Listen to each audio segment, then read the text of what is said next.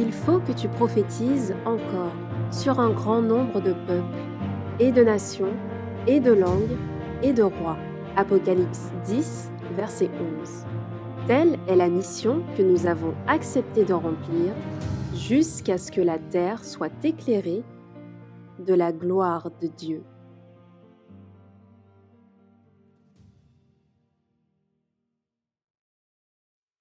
Eh bien, bonsoir à toutes et à tous et bienvenue à chacun pour cette nouvelle soirée et de ce séminaire et cette nouvelle présentation pour ce séminaire qui porte sur le message des trois anges d'Apocalypse 14. Et nous allons commencer avec la prière et je voudrais vous inviter, là où c'est possible, à pouvoir prendre la position qu'il convient avec moi pour cela.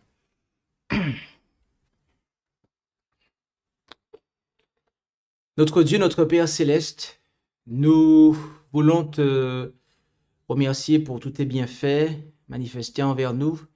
Et alors que nous allons avoir ce moment, nous te prions et te demandons de nous accorder la bénédiction de ton Esprit Saint, afin que nous puissions, en lisant ta parole, la comprendre et aussi la mettre en application dans nos vies.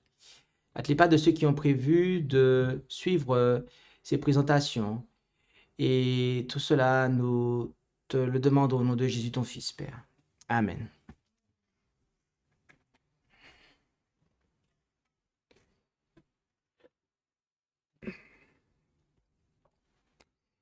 Le titre de ce séminaire est le message des trois anges, c'est exact.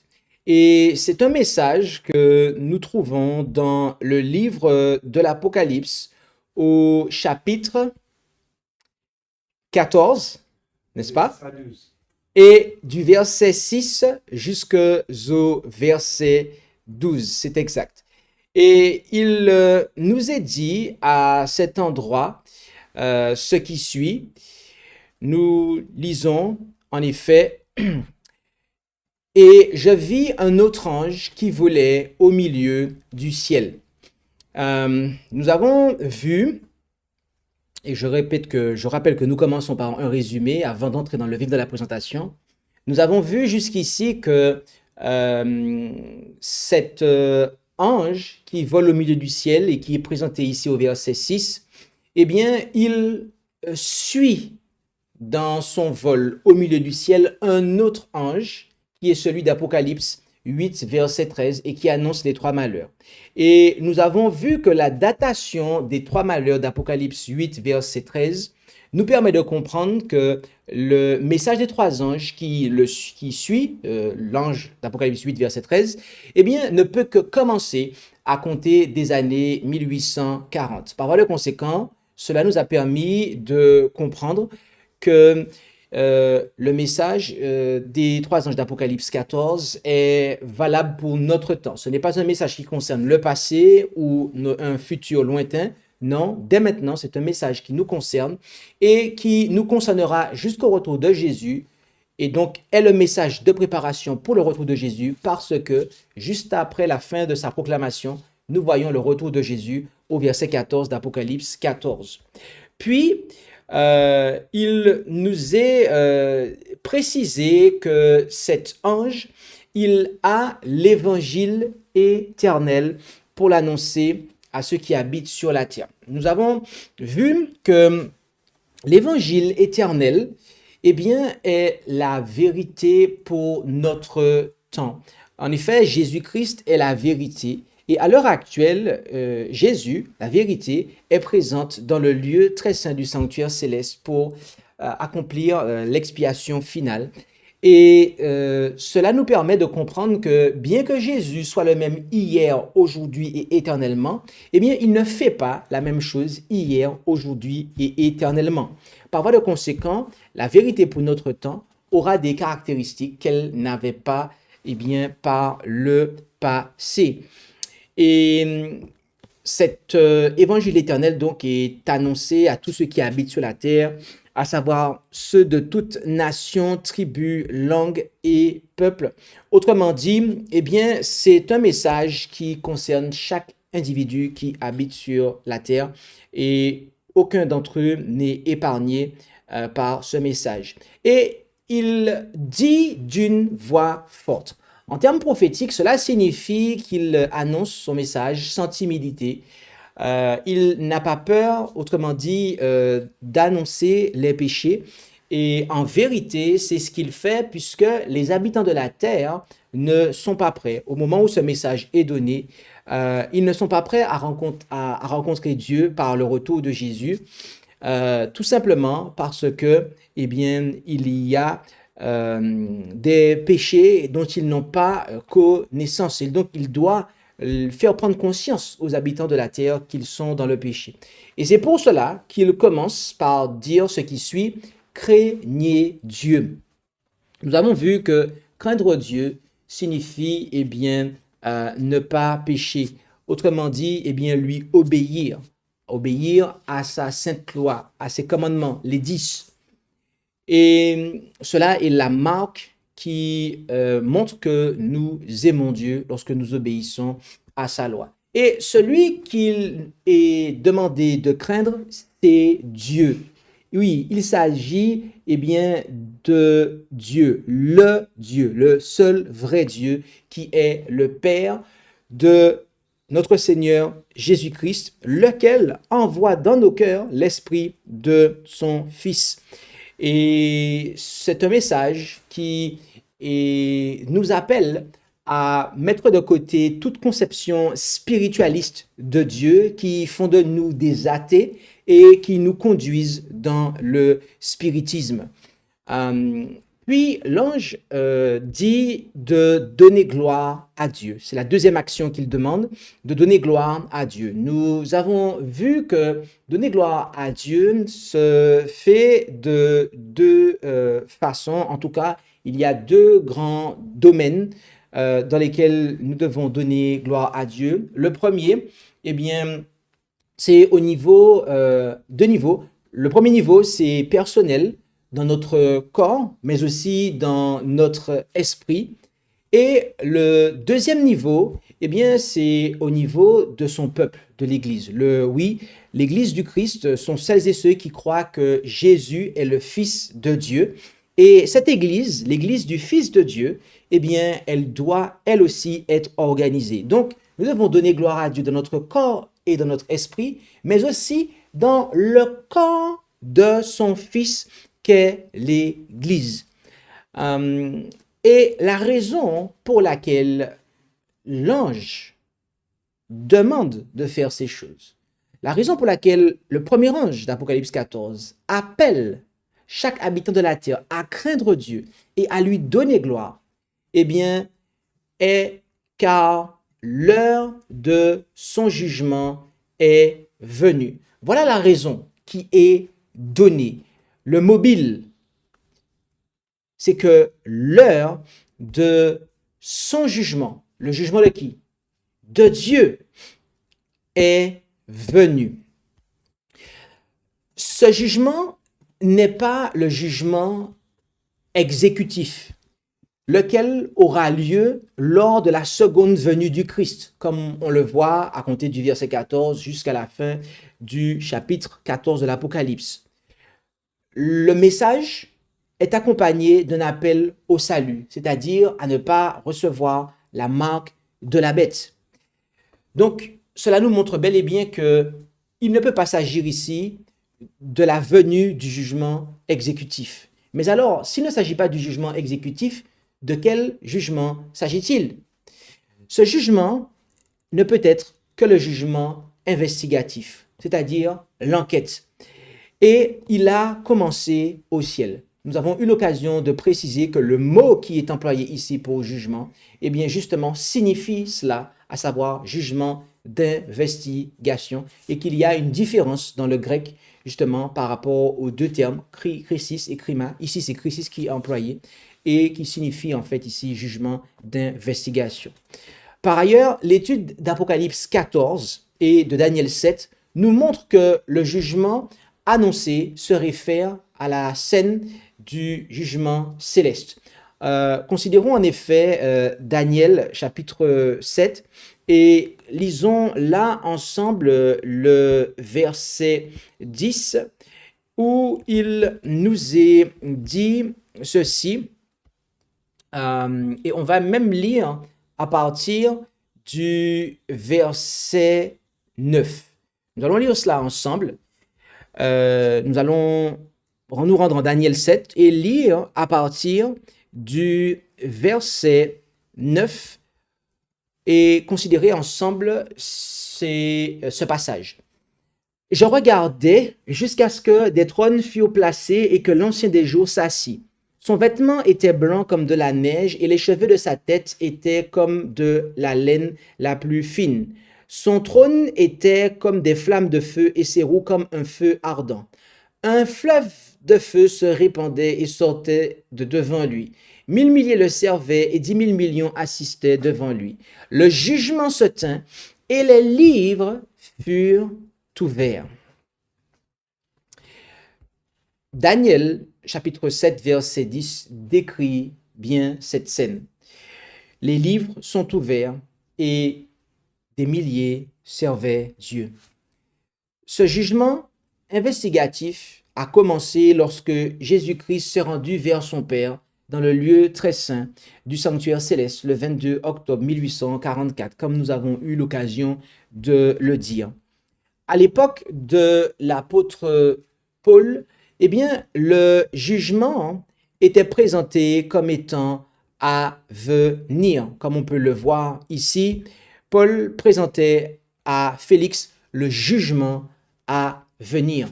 Mais bien aimé, en 1844 et depuis 1844, le jugement est venu. Et nous précisons que le message du premier ange a pris effet, historiquement parlant, avant 1844. D'accord? Le premier ange est l'appel, l'invitation au jugement qui, lui, commence à partir du 22 octobre 1844. Ce jugement concerne d'abord les vivants, puis s'étendra, alors je recommence là, excusez-moi, le jugement concerne d'abord les morts, puis il s'étendra aux vivants dont la destinée sera déterminée lors du choix entre le sceau de Dieu et la marque de la bête, chose que nous verrons dans une présentation ultérieure. Le jugement se fait, excusez-moi, d'après ce qui est écrit dans les livres, comme on peut le voir en Apocalypse 20 au verset 12, où il nous est dit ceci: « Je vis aussi les morts, grands et petits, qui se tenaient debout devant Dieu, et les livres furent ouverts, et on ouvrit un autre livre, et qui est le livre de vie. Et les morts furent jugés selon leurs œuvres par ce qui était écrit dans les livres. » Ainsi, nous avons des sources bibliques qui mentionnent un jugement qui se fait d'après ce qui est écrit dans les livres. Et ces sources mentionnent donc plusieurs livres utilisés pour le jugement. Nous allons nous intéresser à ces livres. Le premier, eh bien, est le livre de vie, duquel il nous est parlé en Philippiens 4 au verset 3, où il nous est dit ceci, Philippiens 4 verset 3, « Je te prie aussi, mon fidèle collègue, d'avoir soin d'elles, parce qu'elles ont combattu avec moi pour l'évangile, aussi bien que Clément et mes autres compagnons de travaux, dont les noms sont écrits dans le livre de vie. » Le livre de vie, eh bien, contient le nom de ceux qui ont fidèlement servi le Seigneur jusqu'à la fin de leur vie. Un deuxième livre nous est présenté, notamment dans le livre du prophète Malachie au chapitre 3 et au verset 16, dans les termes suivants. Alors ceux qui craignent l'Éternel ont parlé l'un à l'autre, et l'Éternel a été attentif et l'a entendu, et un livre de mémoire a été écrit devant lui pour ceux qui craignent l'Éternel et qui pensent à son nom.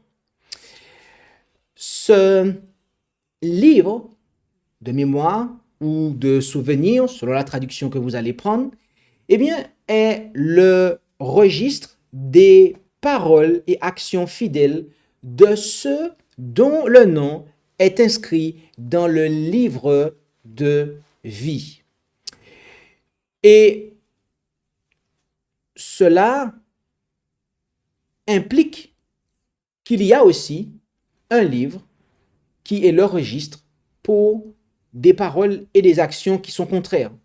En effet, en Ecclésiaste 12, versets 15 et 16, nous lisons ceci. Le but de tout le discours qui a été entendu, c'est crains Dieu et garde ses commandements, car c'est là le tout de l'homme. Car Dieu fera venir en jugement tout ce qu'on aura fait avec tout ce qui est caché, soit bien, soit mal. Donc, un livre est aussi tenu pour être le registre des paroles et actions infidèles, puisque le texte précise ici, soit le bien, soit le mal, eh bien, seront jugés. Donc, il doit y aussi y avoir un livre qui contient les paroles et les actions mauvaises qui seront jugées aussi bien que le bien. Si nos péchés ne sont pas confessés, eh bien, et pardonnés, je recommence, si les péchés ne sont pas confessés et pardonnés, alors ils restent marqués dans le troisième livre. Et donc, il n'a pas de nom. Alors, on va reprendre. Le texte nous dit que Dieu fera venir en jugement tout ce qui est soit bien, soit mal. D'accord. Donc, ce texte nous signale que Dieu va juger le bien, mais aussi le mal.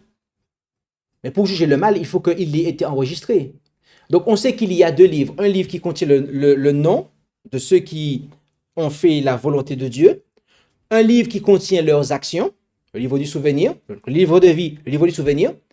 Et donc, il y a forcément, étant donné que Dieu va faire venir en jugement les choses qui sont mauvaises, donc elles sont aussi consignées. D'accord?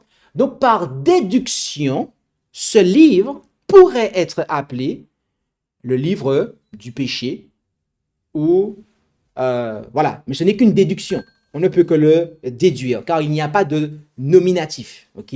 Donc, j'ai eu l'occasion de dire par le passé que ce livre peut être considéré comme étant le livre du péché, car c'est ce qu'il contiendra. Ok? D'accord. Les visages sont moins tendus. Merci.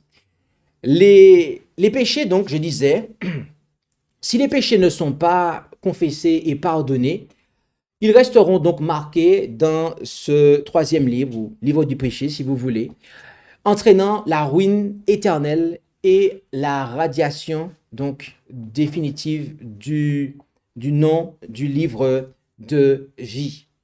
Bien-aimés, c'est une chose solennelle, une pensée solennelle que de savoir que tout ce que nous disons, tout ce que nous faisons est consigné fidèlement par un ange qui a été désigné à cet effet pour nous suivre. Et que nous aurons à rendre des comptes pour chaque parole, chaque action que nous aurons posée ici-bas sur cette terre.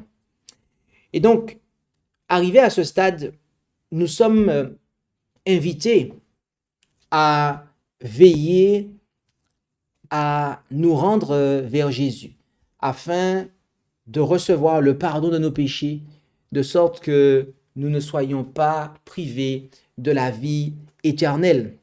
Amen. Mais il y a un autre aspect à cette annonce du jugement de Dieu qui est venu. En effet, le texte d'Apocalypse 14, verset 7, nous dit que car l'heure de son jugement est venue. Le mot jugement est précédé du mot son qui indique que c'est la possession de celui dont on a parlé précédemment, à savoir de Dieu.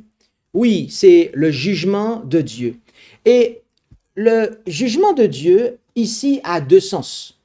Cette expression peut signifier que c'est le jugement auquel Dieu procède, que Dieu accomplit, que Dieu mène la séance. Mais également, cette expression peut signifier que Dieu lui-même est l'objet du jugement. Oui, que Dieu lui-même est jugé, qu'il est lui-même appelé à la barre pour être jugé, c'est-à-dire justifié au travers de ce jugement.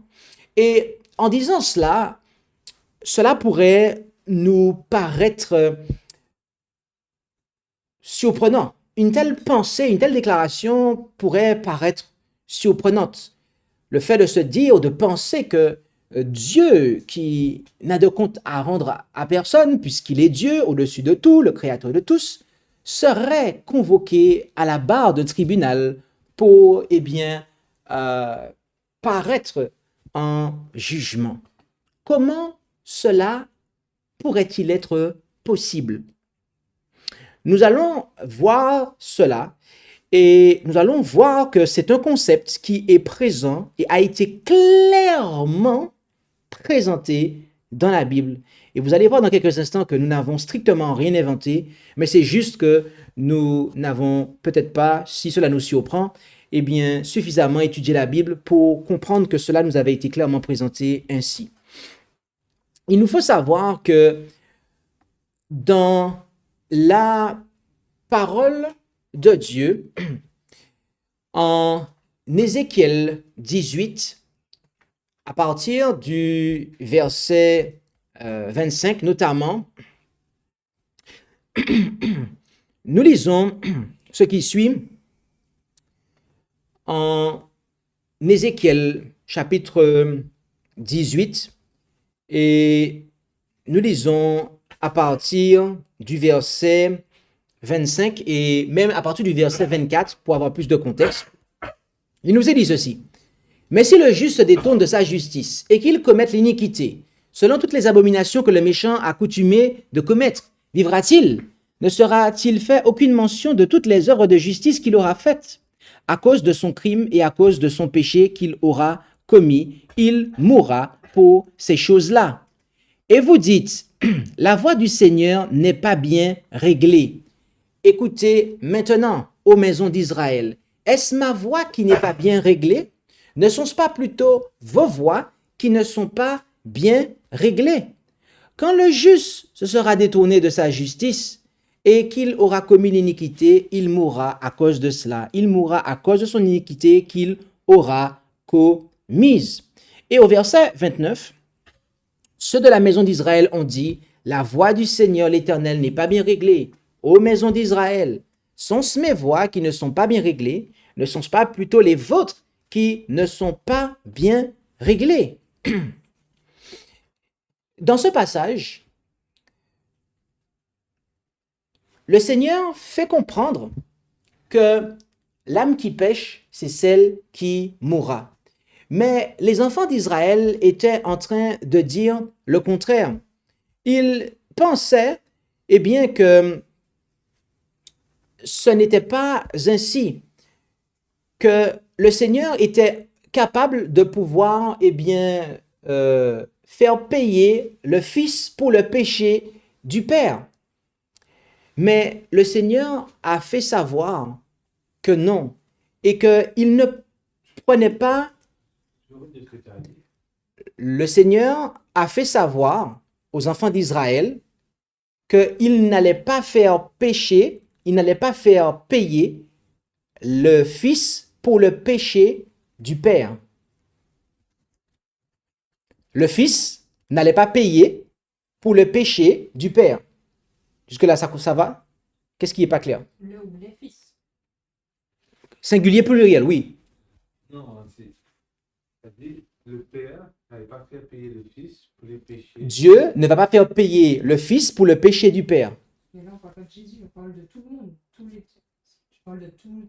Exactement, de tout le monde. C'est comme tu dis le, on a l'impression que tu parles de Jésus, en fait. Non, je ne suis pas en train de parler de Jésus. Jésus n'a pas péché, en fait. Pourquoi on parlerait de Jésus ici? Jésus n'a pas péché. Donc, pourquoi on parlerait de Jésus? Expliquez-moi. D'accord? Donc, on va reprendre le passage pour que ça paraisse plus clair, car ici, je résume, mais si on n'a pas la lecture du passage, on ne va pas comprendre cela. Prenons à partir du verset 19 pour avoir cela en tête. Mais vous direz, pourquoi ce fils, et c'est pour ça que j'ai parlé au singulier, parce que c'est au singulier, ne portera-t-il pas l'iniquité de son père? C'est parce que ce fils a fait ce qui était juste et droit et qu'il a gardé tous mes statuts et qu'il les a observés. Certainement, il vivra. L'âme qui pêche sera celle qui mourra. Le fils ne portera point l'iniquité du père et le père ne portera point l'iniquité du fils. La justice du juste sera sur lui et la méchanceté du méchant sera sur lui. Que le méchant se détourne de tous ses péchés qu'il aura commis et qu'il garde tous mes statuts et fasse ce qui est juste et droit. Certainement, il vivra et ne mourra point.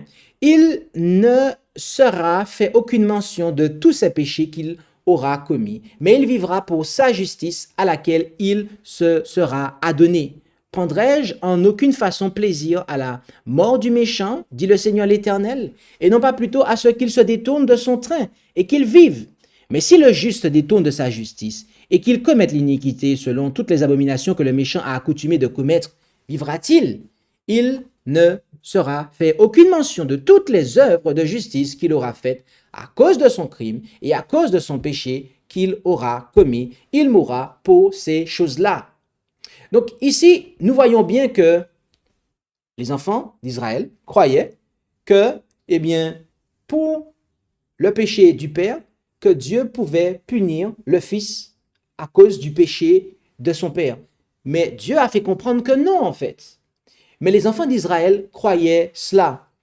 Et ils étaient en train, ici, en quelque part, de justifier, en fait, leur vie de péché. OK? Ils étaient en cela en train de justifier le péché et de remettre Dieu en question. D'accord? Au travers de cela. Et le Seigneur dit au verset 25, « Et vous dites, la voie du Seigneur n'est pas bien réglée. » Autrement dit, elle n'est pas droite, elle n'est pas juste. Voilà ce que les enfants d'Israël, au travers de cette conception-là, de cette façon de penser, étaient en train de dire que la voie du Seigneur n'est pas bien réglée, elle n'est pas droite, elle n'est pas juste. Et le Seigneur continue en disant, « Écoutez maintenant, ô maisons d'Israël, est-ce ma voie qui n'est pas bien réglée, c'est-à-dire droite ou juste? Mais ne sont-ce pas plutôt vos voies qui ne sont pas bien réglées, c'est-à-dire droite ou juste? » Ici, vous avez le peuple d'Israël ancien qui était en train d'accuser Dieu en disant que ses voies, sa façon de procéder n'était pas bien réglée, droit, juste. Mais de manière surprenante, nous apprenons qu'il y aura un peuple en Israël. Nous apprenons qu'il y aura, c'est-à-dire autrement dit, des Israélites qui vont avoir une expérience différente.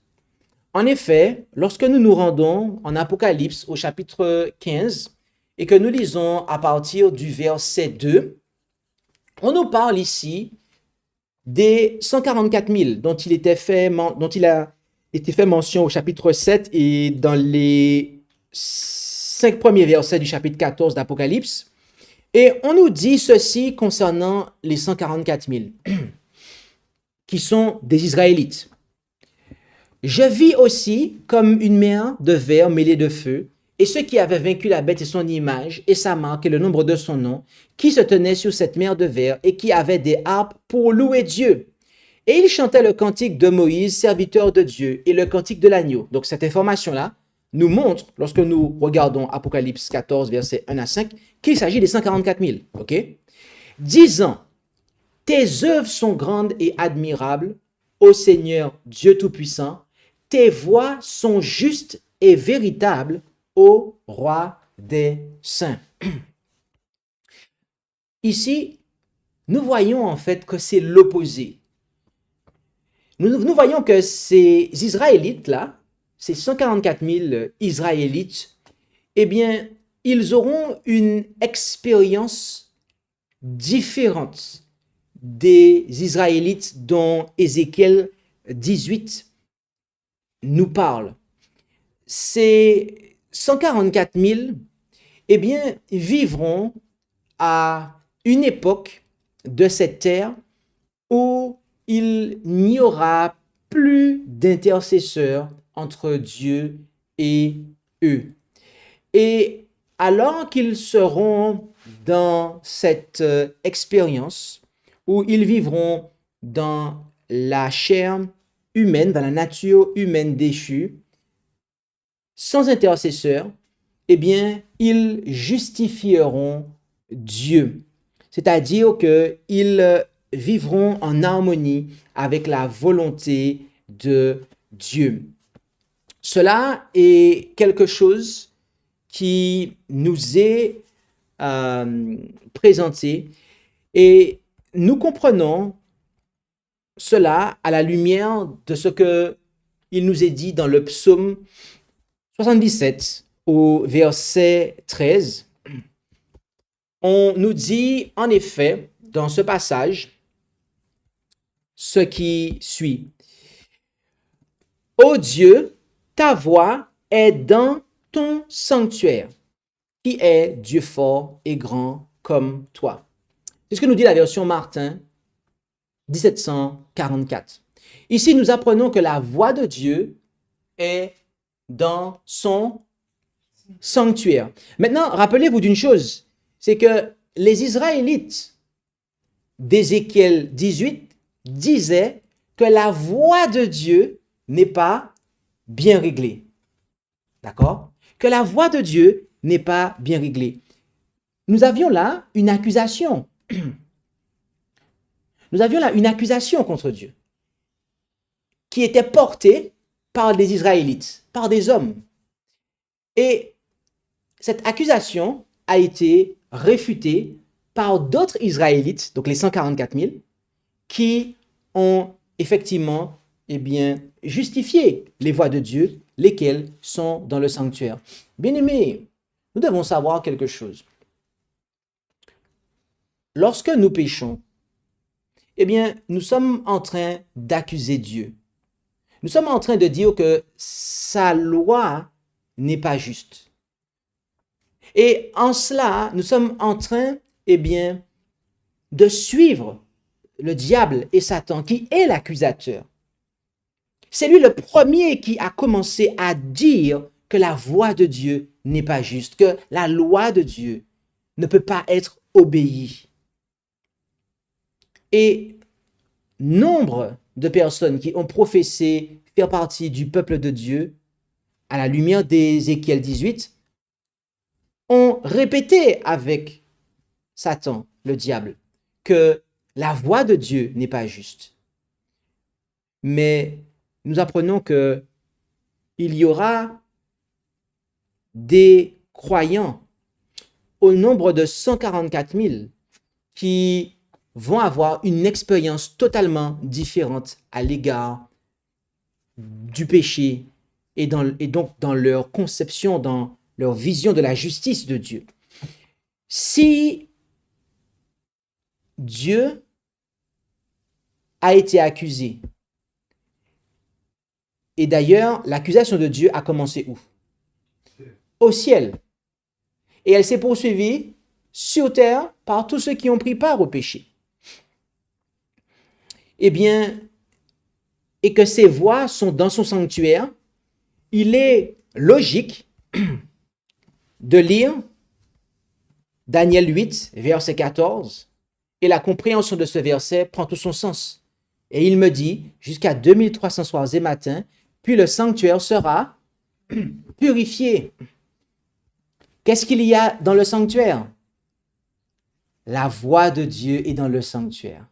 Or, la voix de Dieu a été remise en question par le diable et par toutes celles et ceux qui ont péché. Et donc, les 2300 soirs et matins se terminent en 1844, date à laquelle commence le jugement et donc la purification du sanctuaire. C'est donc à ce moment-là, en fait, que Dieu lui-même est convoqué à la barre. C'est à ce moment-là que Dieu lui-même, eh bien, va être justifié de toutes les accusations qui ont été portées contre lui. Mais alors, comment, de manière pratique, Dieu est-il justifié? Comment, après avoir démontré que effectivement Dieu a été accusé, après avoir démontré que effectivement le péché n'a pas pris naissance sur terre, mais au ciel, et que il y a eu des accusations portées, comment, de manière pratique, Dieu va-t-il être justifié? Eh bien, il nous faut savoir que l'expiation, l'œuvre de réconciliation, autrement dit, se découpe en deux parties ou en deux phases, lesquelles sont les deux étapes de l'œuvre de la justification. Nous allons nous rendre dans un premier passage de l'épître aux Romains, car cette épître de Paul aux Romains est riche d'informations et d'explications concernant la justification. Nous allons nous rendre en Romains, chapitre 4, et nous allons lire là ce qu'il nous est présenté du verset 3 au verset 5. Il nous est dit ceci. Car que dit l'Écriture?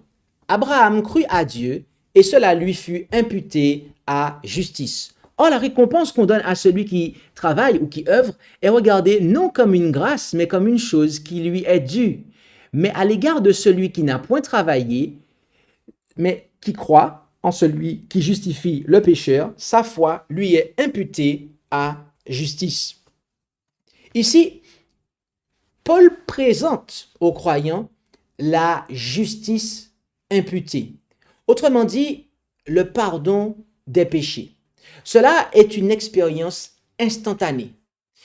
La justice imputée signifie que la foi du croyant lui est imputée à justice. Autrement dit, Dieu met la justice du Christ sur le compte du croyant. Et en cela, il est pardonné et cela lui confère le droit d'entrer au ciel. Mais bien que cela soit une bonne nouvelle, cela n'est pas tout. Car au chapitre 6, à compter du verset 18, nous lisons ceci et nous allons volontairement afficher la seconde 1910 à des fins de simplification linguistique. Nous lisons ceci. Mais ayant été affranchis du péché, vous êtes devenus esclaves de la justice. Je parle à la manière des hommes à cause de la faiblesse de votre chair. De même donc que vous avez livré vos membres comme esclaves à l'impureté et à l'iniquité pour arriver à l'iniquité, ainsi maintenant livrez vos membres comme esclaves à la justice pour arriver à la sainteté. Notez ici que Paul est en train de faire une analogie. dans la première partie du verset 19, il est en train de dire, de même donc que vous avez livré vos membres comme esclaves à l'impureté et à l'iniquité pour arriver à l'iniquité, ce qui et signifie que lorsque l'on s'abandonne à l'iniquité, eh bien, on va croître dans l'iniquité. Et donc, pour expliquer cela, il dit, on s'est mis esclave à l'impureté et à l'iniquité pour arriver à l'iniquité. Eh bien, il contrebalance la chose. Il dit, tout comme vous étiez esclave et que vous vous êtes abandonné à l'iniquité pour arriver à l'iniquité, eh bien maintenant, livrez vos membres comme esclaves à la justice pour arriver. Et là, notez qu'il ne dit pas à la justice, mais il dit à la sainteté. D'accord? Pour ce qui est du péché, il a mis l'iniquité pour arriver à l'iniquité. Et normalement, il aurait dû mettre, pour ce qui est de la justice, eh bien, à la justice pour arriver à la justice. Mais ici, il a placé le mot sainteté. Cela nous permet de comprendre une chose, c'est que la sanctification est l'étape complète, finale de l'œuvre de justification. La sanctification, eh bien, c'est la partie de la justice qui n'est pas la justice imputée, mais la justice impartie. La justice impartie, autrement dit, c'est l'œuvre de purification des péchés ou celle de sanctification. C'est l'expérience de toute une vie comparée à celle de la justice imputée ou du pardon qui, elle, est une expérience instantanée. Lorsque vous êtes pardonné, cela est instantané. Il n'y a pas de délai dans cette œuvre. Par contre, l'œuvre de sanctification, eh bien, c'est l'expérience de toute une vie d'obéissance et de fidélité à Dieu. Le croyant, il applique ses membres pour servir à la justice et au fur et à mesure qu'il sert Dieu dans la justice, eh bien, il va s'adonner toujours plus à la justice et donc arriver, aboutir à la sainteté. Tout à l'heure, nous avons dit que lorsque nous recevons le pardon des péchés, cela nous confère le droit d'entrer au ciel. Mais la sainteté, elle, c'est l'aptitude ou la préparation pour vivre au ciel. Lorsque vous êtes un Mauricien, la température la plus basse que vous connaissez, c'est 17 degrés Celsius. Et à l'heure actuelle, nous sommes au mois de novembre. Si un Mauricien va dans l'hémisphère nord, et notamment, s'il va dans l'hémisphère nord au mois de décembre, après le 24 décembre, les températures descendent beaucoup plus bas en fait que 17 degrés. Les températures sont à 0 degré, parfois négatives. Et donc, si je paye un billet d'avion à un Mauricien, il sera content. Le billet a été payé et il peut venir en France ou il peut aller en Norvège, il peut aller dans l'hémisphère nord. C'est une bonne nouvelle. Mais est-ce que le billet d'avion suffit à un Mauricien pour vivre dans l'hémisphère nord? Non, il lui faudra des vêtements pour pouvoir vivre et passer du temps dans l'hémisphère nord. Et donc, c'est la même chose, bien-aimés. Le pardon de Dieu nous autorise à entrer au ciel. Le pardon de Dieu en Jésus-Christ, la justice imputée, eh bien, est notre passeport pour le ciel. Mais cela n'est pas suffisant, car nous devons aussi avoir l'aptitude pour vivre au ciel. Et cette aptitude pour vivre au ciel, eh bien, c'est la sanctification, sans laquelle personne ne verra Dieu. nous dit l'apôtre également. Ainsi, le dessein final de Dieu n'est pas seulement de couvrir nos péchés, c'est-à-dire n'est pas seulement de nous pardonner de nos péchés, ce n'est pas seulement de nous considérer comme étant justes, mais c'est réellement de nous rendre justes, de nous communiquer la justice du Christ, afin que cette justice du Christ soit une attitude permanente chez nous et que la vie de sanctification que nous aurons menée ici-bas sur terre, nous puissions l'avoir en permanence au ciel, de manière à ne pas recommencer la rébellion qui a été initiée jadis par celui qui était Lucifer et qui est devenu le diable et Satan. Et voyez-vous, lorsque Dieu, le Dieu et Père de Jésus-Christ, justifie ainsi complètement l'homme, c'est-à-dire qu'il le pardonne et le sanctifie ou le purifie, eh bien c'est à ce moment-là qu'il est reconnu juste. En effet, nous allons prendre le passage qui véritablement clarifie cela pour nous. Et ce passage, nous le lisons ainsi en Romains 3, à partir du verset 23, où il nous est dit « Et qu'ils sont justifiés gratuitement par sa grâce, par la rédemption qui est en Jésus-Christ, que Dieu avait destiné pour être une victime propitiatoire par la foi en son sang, afin de faire paraître sa justice par le pardon des péchés commis auparavant pendant le temps de la patience de Dieu, afin, dis-je, de faire paraître sa justice dans le temps présent, en sorte qu'on reconnaisse qu'il est juste et qu'il justifie celui qui a la foi en Jésus. » Avez-vous noté cela? Le texte nous précise que Dieu soit reconnu juste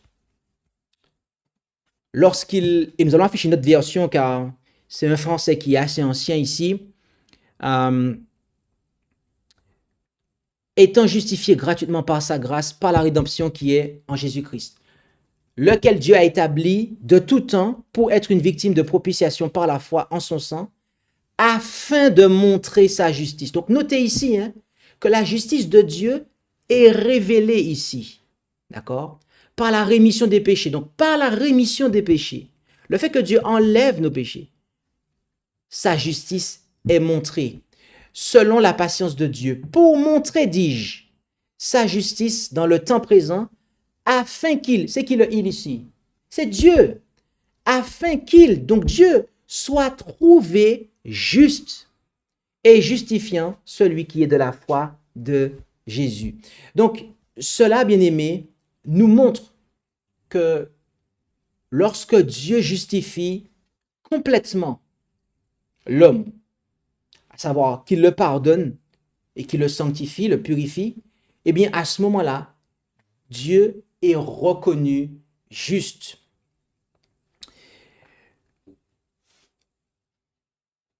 Arrivé à ce stade, nous comprenons que péché équivaut à se joindre à Satan dans son accusation à l'encontre de Dieu. Toutes les fois où nous avons péché, eh bien, nous nous sommes joints à Satan pour accuser Dieu, pour dire que Dieu n'était pas juste. Mais maintenant, Jésus-Christ intervient. Dieu l'envoie pour nous. Et nous voyons l'amour de Dieu au travers de son Fils. Et nous acceptons Jésus. Nous demandons à Dieu pardon pour nos péchés. Dieu nous impute la justice de son Fils. Et nous nous abandonnons toujours plus à la justice de manière à pouvoir arriver à la sainteté. Et ainsi, nos péchés nous sont ôtés et nous sommes justifiés. Et à ce moment-là, eh bien, Dieu est reconnu juste parce que sans annuler sa loi, sans avoir annulé sa loi, Dieu a par Jésus sauvé un pécheur. D'accord? Dieu l'a détourné de ses accusations et l'a justifié et l'a ramené à la reconnaissance de ce qui était bon. Et le pécheur lui-même, eh bien, cesse son péché. Autrement dit, il cesse ses accusations envers Dieu et il le reconnaît comme étant juste. Et bien aimé, telle sera l'expérience des 144 000. Contrairement aux Israélites d'Ézéchiel 18, les 144 000, eh bien, ils auront remporté la victoire sur le péché et ils vivront devant la face du Dieu saint sans péché et sans intercesseur et ils justifieront Dieu. Et bien aimé, nous vivons à cette époque. Depuis 1844, le sanctuaire, la purification du sanctuaire a commencé. C'est le moment auquel, eh bien, les morts et après eux, les vivants sont jugés. Et nous comprenons ce qui suit, c'est que au travers de notre jugement, au travers du jugement du peuple de Dieu, au travers de la purification du peuple de Dieu, eh bien, c'est Dieu lui-même qui est jugé. Au travers de la victoire sur le péché que le peuple de Dieu va remporter, eh bien, c'est la justice de Dieu qui va éclater devant tous. Et donc, arrivé à ce stade, nous sommes invités à pouvoir, eh bien, nous positionner. Voulons-nous continuer à pécher? Autrement dit, voulons-nous continuer à refuser l'appel du Seigneur à la victoire sur le péché et ainsi continuer à nous joindre à Satan dans ses accusations contre Dieu? Voulons-nous continuer par nos péchés, autrement dit, à dire que la voix de Dieu est injuste? Ou préférerons-nous, eh bien, accepter l'appel que Dieu nous lance par Jésus à accepter son salut, afin que nous soyons lavés et purifiés de nos péchés, de sorte que nous puissions reconnaître que Dieu est juste et ainsi quitter les rangs de Satan et rejoindre les rangs du Seigneur Jésus-Christ et justifier Dieu par une vie de sainteté. Plaise à Dieu que nous puissions choisir la deuxième option qui est le choix sûr et heureux. Bien-aimés, pour être prêt à vivre au ciel, il nous faut non seulement le pardon de nos péchés, c'est-à-dire le billet d'avion, mais aussi la purification de nos péchés, c'est-à-dire notre vêtement, nos vêtements, mais aussi le visa qui constitue cette préparation. Nous allons prier et nous vous invitons là où c'est possible à bien vouloir prendre la position qu'il convient pour cela.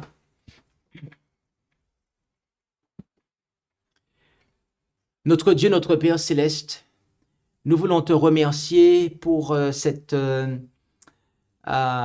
étude de ta parole au travers de laquelle nous avons pu voir que le temps du jugement, le temps de la purification, eh bien, a commencé. Et nous sommes convoqués à la barre afin, et nous le serons, afin de pouvoir rendre des comptes. Et dès maintenant, les livres sont ouverts, ils sont examinés. Et tu nous invites à pouvoir, eh bien, mettre notre vie au clair par Jésus devant toi. Car si nos péchés n'ont pas été confessés et effacés, eh bien, à ce moment-là, nous serons inscrits en tant qu'accusateurs contre toi. Et nous serons, eh bien, définitivement rangés avec le diable. Mais si nous avons accepté Jésus, alors nos péchés seront lavés, purifiés, et nous ferons partie de ceux alors qui te justifieront, car au travers du jugement de ton peuple, eh bien c'est toi qui es jugé.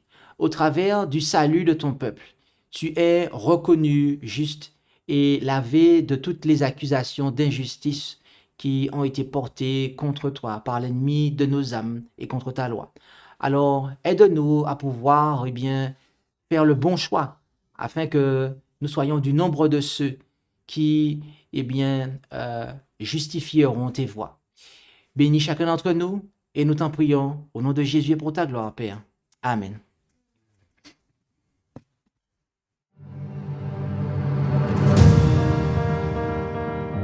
Merci d'avoir écouté cette présentation.